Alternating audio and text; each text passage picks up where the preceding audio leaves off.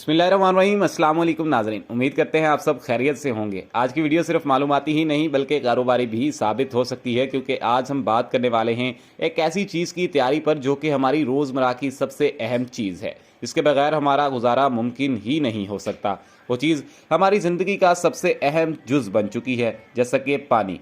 नाजरीन, हमारे आसपास मौजूद हज़ारों चीज़ें ऐसी हैं जिनको आप देखकर ये लाजमी सोचते होंगे कि आखिर इनको बनाने वाले हाथ कौन से हैं और कैसे इसको तैयार करते हैं। आज हम बात करेंगे एक ऐसी चीज़ की तैयारी की जो कि इंसान बचपन से लेकर मरते तक इस्तेमाल करता रहता है। आपने बहुत कुछ सुना भी होगा इस हवाले से। तो आज हम बात करेंगे बनास्पति घी की तैयारी पर। लोगों की जानिब से ये कहा जाता है कि ये बहुत ही मुश्किल काम है, लेकिन क्या आप जानते हैं कि घी को तैयार करने में कोई इतनी रॉकेट साइंस मौजूद नहीं होती।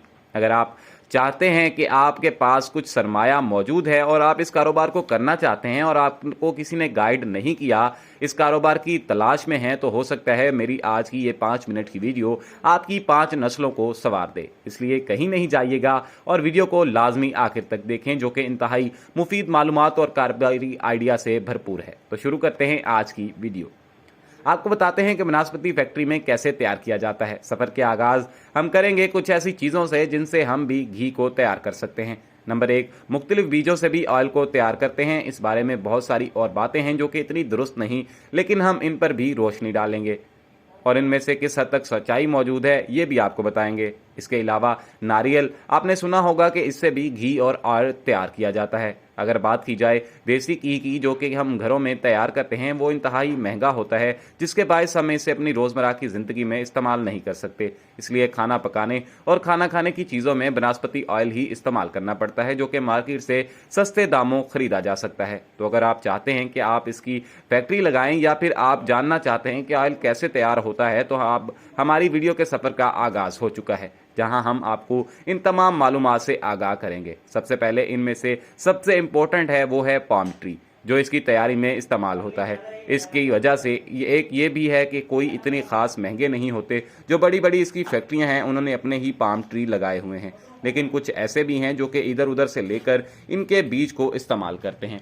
और कुछ लोगों के साथ इनके मुआहदे भी हुए होते हैं, जहां से वो सालाना और माहानावार इसके सीड्स को कलेक्ट करते हैं। पाम सीड्स को तेल में सबसे पहले फैक्ट्री में लाया जाता है। फैक्ट्री में लाने के बाद इसको मशीनों में डालकर अच्छे से साफ़ किया जाता है। साफ़ करने के बाद इसमें से ऑयल निकाला जाता है। ऑयल निकालने के बाद इस ऑयल को बड़े बड़े कड़ाहों या फिर बड़ी बड़ी मशीनें जो कि फैक्ट्रियों में लगी हुई होती हैं, इनमें डालकर अच्छे से पकाया जाता है।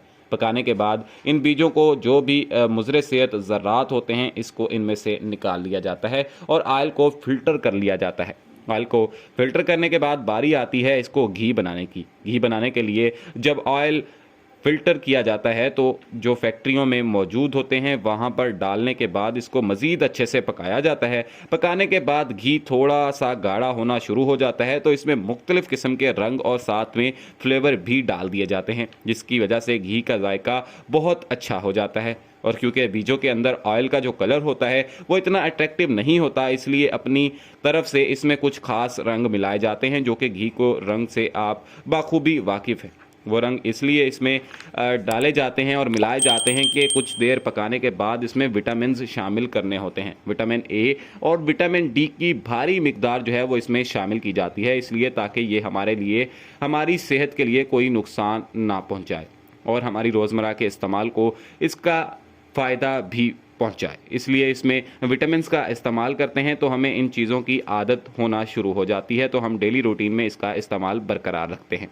तो इससे हमारे जिस्म की ज़रूरत भी पूरी रहती है, इसलिए इसमें विटामिन्स लाजमी शामिल किए जाते हैं। लेकिन नाजरीन, आपने ये बात भी जहन में रखनी है कि कुछ ऐसी कंपनियां भी हैं जो बहुत ही लोकल कंपनीज़ हैं और वो लोकल प्रोडक्शन करती हैं। आपने अगर बाज़ात मार्केट में देखा होगा तो लोकल घी भी मौजूद होता है, जिसकी कीमत सिर्फ चंद रुपए ही कम होती है। इसकी एक ख़ास वजह यह है कि वो कंपनीज़ अपने घी के अंदर कुछ ऐसी चीज़ें डालती हैं जो कि हमारी सेहत के लिए बिल्कुल भी अच्छी नहीं होती, जैसा कि मोम और जानवरों की चर्बी।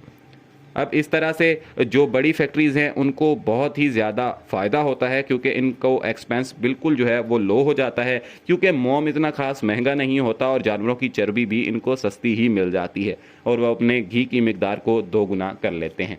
लेकिन अगर बात की जाए इंसानी ज़िंदगी की, तो ये इसके लिए बहुत ही ख़तरनाक है।